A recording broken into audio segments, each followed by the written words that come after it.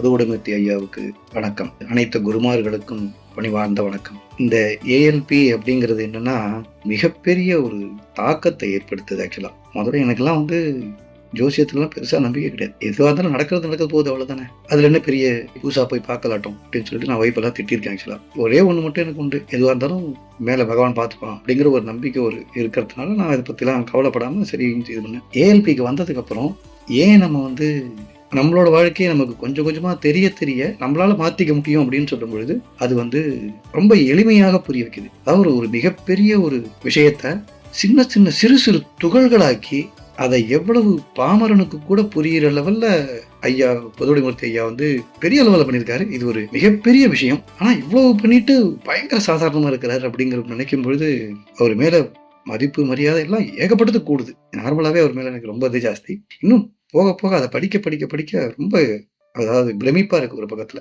மிக்க நன்றி ஐயா. இது பெரிய தொண்டு.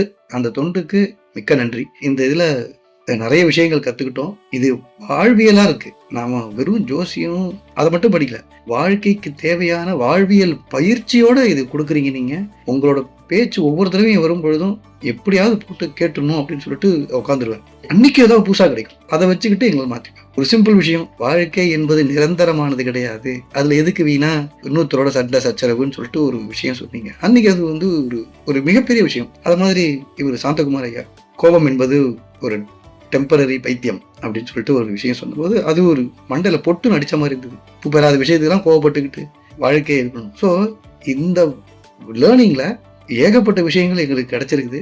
நாங்கள் இதுக்கெல்லாம் உங்களுக்கு என்ன கைமாறு செய்வோம் அப்படிங்கிறது எங்களுக்கு தெரியல. நீங்கள் கொடுக்கறதுக்கு நாங்கள் கொடுக்குற விலை ரொம்ப ரொம்ப கம்மி. அது ஆக்சுவலாக உங்களோட பணி மேலும் சிறக்க எங்களோட மனமார்ந்த பிரார்த்தனைகள். உங்கள் கூட பயணிக்கிறதுக்கு நாங்கள் ரெடியாக இருக்கிறோம்.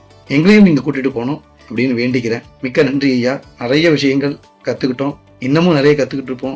அட்வான்ஸ் வகுப்புக்கு நாங்கள் தயாராகிட்டு இருக்கோம். இப்போ ஒரு ஜாதகத்தை கொடுத்தீங்கன்னா எங்களால் நார்மல் லெவலில் எங்களால் பலன் பார்த்துட முடியும் அப்படிங்கிற ஒரு நம்பிக்கை, மிகப்பெரிய நம்பிக்கை இருக்குது எங்களுக்கு. அவங்க சொல்ல அமுதா மேடமும் சாந்தி தேவி மேடமும் அவங்க அந்த ஜாதகத்தை போடும்பொழுது ஓ இதுக்கு இதுதானே அதுதானே அப்படின்னு டக்குன்னு வருது எங்களுக்கு. எங்களால் சொல்ல முடியுது. அந்த லெவலில் எங்களை தேர்த்தி விட்டுருக்கீங்க. இது இன்னும் பத்தாது, இதை விட இன்னும் ஃபர்தராக இம்ப்ரூவ் பண்ணிகிட்டே போகணும். அதுக்கு உங்களோட அருளும் உங்களோட ஆசீர்வாதமும் எங்களுக்கு தேவை. மிக்க நன்றி ஐயா. Thank you so much.